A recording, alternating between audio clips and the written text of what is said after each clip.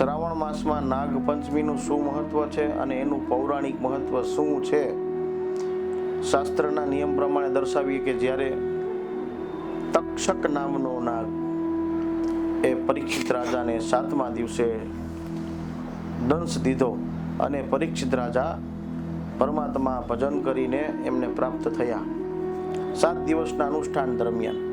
ત્યારે પરીક્ષિત રાજાના દીકરા જન્મેન્જય એમને આ બધા જ સર્પદેવ બધા ભેગા કરીને બધા સર્પોની બલિ આપવા લાગ્યા હતા.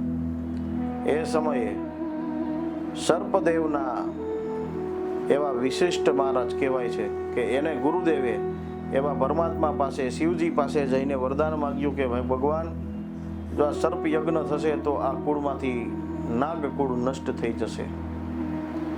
અને આ સર્પ દેવતાઓને વરદાન કેવી રીતે હવે આમાંથી મુક્તિ કેમ મળે? ત્યારે જન્મેન્જયને સ્વયં ગુરુદેવ પાસે જઈ અને કહેવાથી વિસ્તાર કરવામાંથી સર્પ યજ્ઞ બંધ થયો અને નાગ દેવતાઓને પ્રસન્નતા કરવા માટે આપણે કહીએ આ શ્રાવણ માસમાં નાગ દેવતા આપણે એમ કહીને કે વાતાવરણ ઠંડુ હોય, વર્ષા ઋતુ હોય એટલે ત્યારે નાગ દેવતા બારે આવે છે.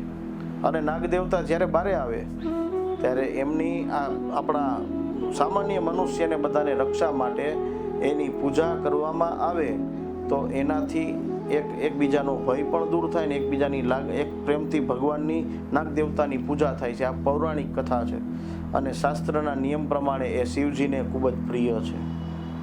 શિવજીને ખૂબ જ પ્રિય નાગ દેવતા છે. ઘણા એવા સમાજમાં, ઘણા એવા અત્યારે બધા પરિવારમાં, લોકોમાં ઘણા બધા વર્ણમાં અત્યારે નાગ દેવતાઓ પૂજાય છે. એ નાગ દેવતાઓને શું ચડે છે તો કે કુલેરનું નૈવેદ્ય ચડે છે. એ નાગ દેવતાઓને દૂધ ચડે છે. આ દૂધ અર્પણ કરે છે અને ઘણી જગ્યાએ નાગ દેવતાઓ દૂધ પીવે છે.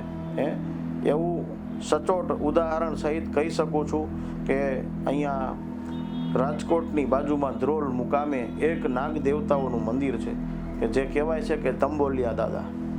એ નાગ દેવતા હાલની તકે પણ હજી ત્યાં લોકો દૂધ અર્પણ કરે છે, ત્યાં પાયસ કહેતા પેંડા અર્પણ કરે છે અને એ દાદાની કૃપા પ્રાપ્ત થાય છે. ઘણા લોકો એ તો જોયા પણ છે. તો એ નાગ દેવતા છે ને એ જીવનમાં આપણને ઘણું બધું પ્રાપ્ત કરાવે છે અને એની ઈષ્ટદેવ તરીકે પૂજા કરો તો એનાથી તમારા જીવનમાં ઘણા બધા પ્રયોગો સિદ્ધ થાય છે અને શિવજીને ખૂબ જ પ્રિય છે એવું પૌરાણિક મહત્વ પણ છે.